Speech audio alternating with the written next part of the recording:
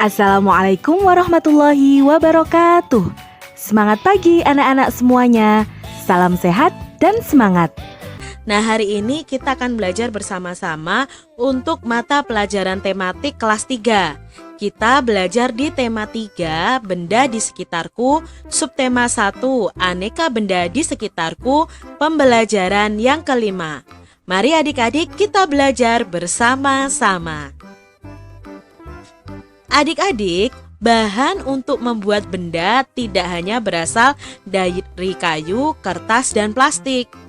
Perhatikan benda-benda yang ada di sekitarmu adik-adik atau di rumahmu. Benda yang kamu gunakan dalam kehidupan kalian sehari-hari. Nah, adakah benda yang bukan berasal dari kayu, kertas, atau plastik? Tentunya ada ya adik-adik ya. Sebutkan nama-nama bendanya yang kalian amati dan bahan yang digunakan untuk membuat benda tersebut. Dan benda yang terbuat dari kaca. Ada benda-benda yang terbuat dari kaca adik-adik. Benda tersebut antara lain ada gelas, piring, mangkuk, kacamata, akuarium, jendela, dan peralatan laboratorium. Kaca ini memiliki sifat kedap air adik-adik atau tidak tembus air. Kaca juga memiliki sifat tembus cahaya, jadi sangat diperlukan untuk membuat jendela. Oleh karena itu, kaca digunakan untuk membuat benda yang tahan air. Berikutnya ada benda yang terbuat dari logam. Coba amati benda yang ada di rumahmu. Adakah benda yang dibuat dari logam? Benda-benda tersebut antara lain ada panci, ada penggorengan, sendok sayur, sendok makan, kerangka mobil, dan pagar rumah. Mengapa ya benda-benda tersebut dibuat dari logam? Karena logam ini sifatnya kuat adik-adik, dapat dibentuk dan menghantar panas yang baik. Lalu berikutnya ada benda yang terbuat dari karet. Coba adik-adik perhatikan penghapus pensil kalian. Terbuat dari apakah penghapus tersebut? Ya, penghapus tersebut terbuat dari karet. Benda-benda lain yang terbuat dari karet ada ban, balon, sandal karet, bola, dan sarung tangan. Nah, itu tadi beberapa contoh benda yang terbuat dari kaca, logam, dan karet. Adik-adik, amatilah benda-benda di sekitarmu. Adakah yang terbuat dari bahan kaca, logam, atau karet? Kalian bisa menuliskan hasil pengamatan kalian di buku tulis kalian dengan tabel seperti ini adik-adik. Nama bendanya apa, lalu bahan pembentuknya apa. Contoh misalnya gelas, nama bendanya. Bahan pembentuknya adalah kaca. Nah, seperti itu. Ember, bahan pembentuknya adalah plastik. Coba adik-adik minimal kalian sebutkan 5 benda di sekitar kalian dan bahan pembentuknya. Adik-adik, bahan pembentuk benda tadi ada kaca, logam, karet, plastik, kertas, dan kayu.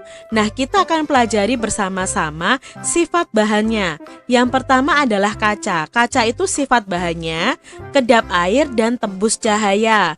Contoh bendanya ada gelas, piring, jendela, dan spion kaca ya adik-adik ya. Lalu benda yang terbuat dari logam. Logam itu sifat bahannya kuat, mudah dibentuk, dan penghantar panas. Contoh bendanya ya pagar sekolah, sendok, garpu, penggorengan, panci, dan lain sebagainya. Lalu untuk bahan pembentuk benda dari karet. Nah, karet itu sifatnya kuat dan lentur, tidak tahan api. Nah, ini untuk karet ya adik-adik. Contoh bendanya adalah ban mobil, balon, bola, dan lain sebagainya. Sekarang adik-adik bisa mencari tahu sifat bahan kayu, kertas, plastik, dan contoh bendanya. Kalian bisa tulis di buku tulis kalian. Adik-adik, kamu telah mempelajari aneka bahan pembentuk benda. Setiap bahan pembentuk benda itu mempunyai sifat yang khas. Perhatikan lingkungan kelas dan sekolah kalian adik-adik. Sebutkan bahan apa saja yang digunakan untuk membuat tempat sampah. Nah, di sekitar kita pasti ada tempat sampah ya. Nah, tempat sampah itu terbuat dari apa? Misalnya tempat sampah terbuat dari plastik. Ya, plastik, kayu, bahkan logam seperti aluminium dapat dibuat tempat sampah adik-adik. Sekarang perhatikan tempat sampah di kelasmu. Terbuat dari apakah tempat sampah di kelasmu? Apakah jumlahnya mencukupi? Apakah anak-anak sudah mempunyai kesadaran dalam membuang sampah di tempatnya? Nah, adik-adik, coba kalian amati. Apakah teman-teman kalian itu mempunyai kesadaran untuk membuang sampah di tempat sampah? Sekarang coba adik-adik bisa bermusyawarah, bisa dengan teman kalian atau dengan orang tua kalian adik-adik. Bagaimana sih cara meningkatkan kebersihan di sekolahmu? Nah, di sini contoh cara meningkatkan kebersihan di sekolah kita. Yang pertama, selalu membuang sampah yang telah kita gunakan pada tempatnya atau di tempat sampah adik-adik. Melakukan kegiatan Jumat bersih secara rutin. Jadi Jumat bersih itu membersihkan area sekolah. Melaksanakan piket kelas itu juga meningkatkan kebersihan di sekolah kita. Mengadakan gerakan cinta kebersihan dan kesehatan lingkungan sekolah. Itu tadi contoh dari cara meningkatkan kebersihan di lingkungan sekolah kita.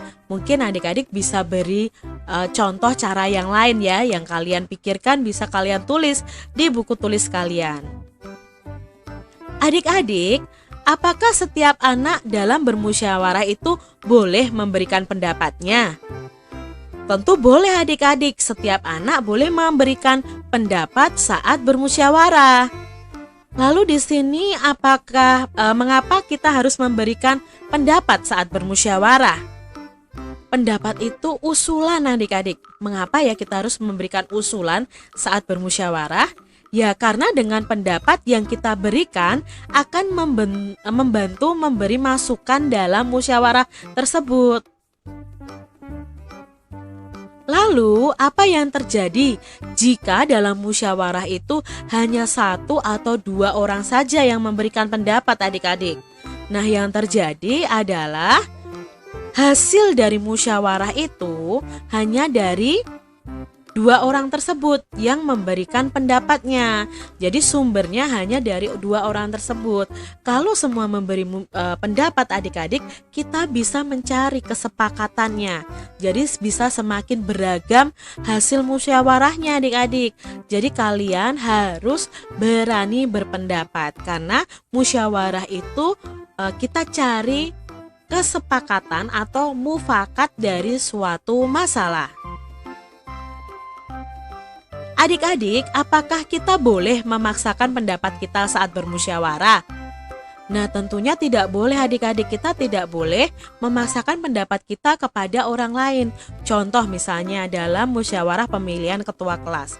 Kalian berpendapat bahwa ini saja yang jadi ketua kelasnya, tapi teman kalian ternyata banyak yang tidak setuju bahwa teman ini menjadi ketua kelas. Nah, itu kalian tidak boleh memaksakan kehendak adik-adik. Perhatikan bahan yang digunakan untuk membuat penggaris adik-adik. Nah, ada yang terbuat dari plastik, kayu, dan aluminium atau logam. Nah, ini biasanya digunakan untuk membuat penggaris. Mengapa bahan kaca tidak digunakan untuk membuat penggaris adik-adik? Ya kalau kita memakai penggaris dari kaca, kalau jatuh ya otomatis akan pecah ya adik-adik, karena kaca itu kan mudah pecah. Coba perhatikan satuan yang tertera pada penggaris kalian. Kita akan melihat lebih dari satu satuan panjang. Pada pembelajaran sebelumnya kita sudah belajar tentang satuan panjang dari kilometer sampai milimeter. Nah, di sini ada satuan meter yaitu M, sentimeter itu cm, dan milimeter itu mm. Kita akan pelajari 3 satuan panjang ini. Adik-adik, dalam 1 meter itu jika diubah ke sentimeter itu 100 cm. Jadi 1 meter sama dengan 100 cm. Jika diubah dalam milimeter, maka 1 meternya sendiri ada 1000 mm. 1 cm jika diubah ke dalam milimeter itu ada 10 mm. Nah, sekarang perhatikan Beni mengukur panjang pita. Panjang pitanya adalah 5 meter lebih 30 cm. Nah, berapa panjang pita dalam satuan cm? Nah, berarti di sini 5 meter ditambah 30 cm. 5 meternya sendiri kita ubah dalam cm, yaitu 500 cm. 30 cm-nya sudah cm. Berarti kita tinggal menjumlahkan 500 cm ditambah 30 cm sama dengan 530 cm. Jadi panjang pitanya adalah 530 cm. Panjang mobil Dayu adalah 410 cm. Nah, 410 cm ini diubah satuannya menjadi meter. Nah, nanti kita akan belajar cara mengubahnya adik-adik. Di sini Kak Citra jelaskan dulu. 410 cm itu sama dengan 400 cm ditambah 10 cm. 400 cm jika diubah menjadi meter itu sama dengan 4 meter. Nah, 10 cm-nya karena kalau diubah jadi meter itu jadi koma, kita biarkan dulu adik-adik, tetap 10 cm. Nah, jika digabungkan maka panjang mobil Dayu, ayah Dayu ini 4 meter 10 cm atau 4 meter lebih dari 10 cm. Bagaimana sih Kak caranya mengubah? Nah, kita pelajari ini adik-adik. Kita ingat tadi 1 meter itu ada 100 cm. Nah, kalau di sini ada 6 meter, berapa cm? Maka kita bisa mencarinya dengan cara kita tulis angka 6 dikali 100. Karena 1 meternya ada 100 cm.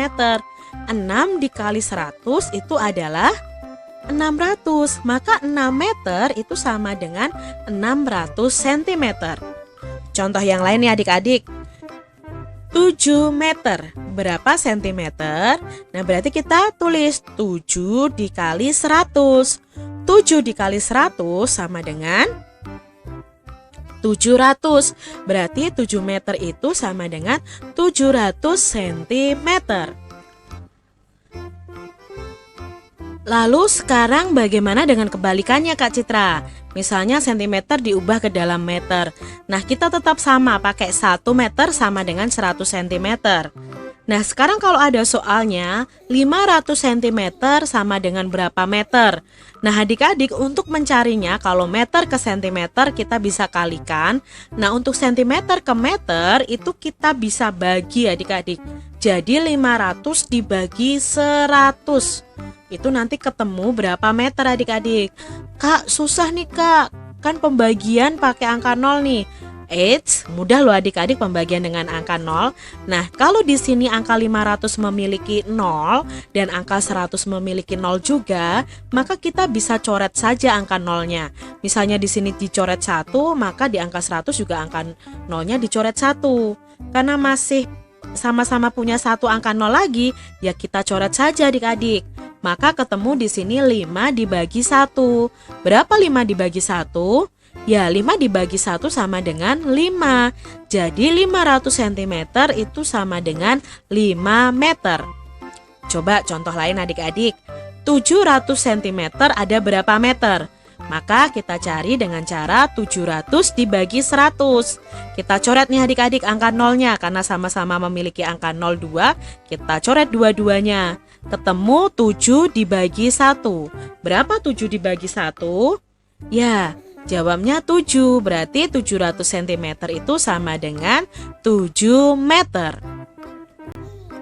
Kak Citra punya soal berikutnya ya, yang masih 1 meter sama dengan 100 cm. 2 meter 45 cm sama dengan titik-titik sentimeter. Nah, di sini ada 2 satuan panjang adik-adik. Kita ubah dulu yang belum satuannya belum sama dengan yang dicari. Di sini satuan yang dicari adalah sentimeter, berarti yang belum sama adalah 2 meter. 45 cm ini satuannya sudah sama, maka kita ubah dulu 2 meter menjadi sentimeter dulu. Nah, kita coret-coret di sini adik-adik. 2 meter menjadi sentimeter tadi dikali atau dibagi meter ke senti? Ya, dikali, berarti 2 dikali 100. Berapa 2 dikali 100? Ya, 200 cm. Berarti di sini kita tulis 2 meter sama dengan 200 cm. Baru ditambah 45 cm. Sama dengan 245 cm. Jadi jawabnya 2 meter 45 cm itu sama dengan 245 cm. Berikutnya nih adik-adik, ya masih contoh yang sama. 4 meter 32 cm. Itu sama dengan berapa sentimeter? Nah, kita harus tahu dulu satuan panjang mana yang belum sama. Ya, 4 meter ini. Nah, 4 meter kita ubah dalam sentimeter adik-adik. Berarti 4 meter ada berapa sentimeter? 4 dikali 100. Berapa 4 dikali 100? Ya, 400. Berarti 4 meter itu sama dengan 400 cm. Kita tuliskan di sini. 400 cm ditambah 32 cm sama dengan 432.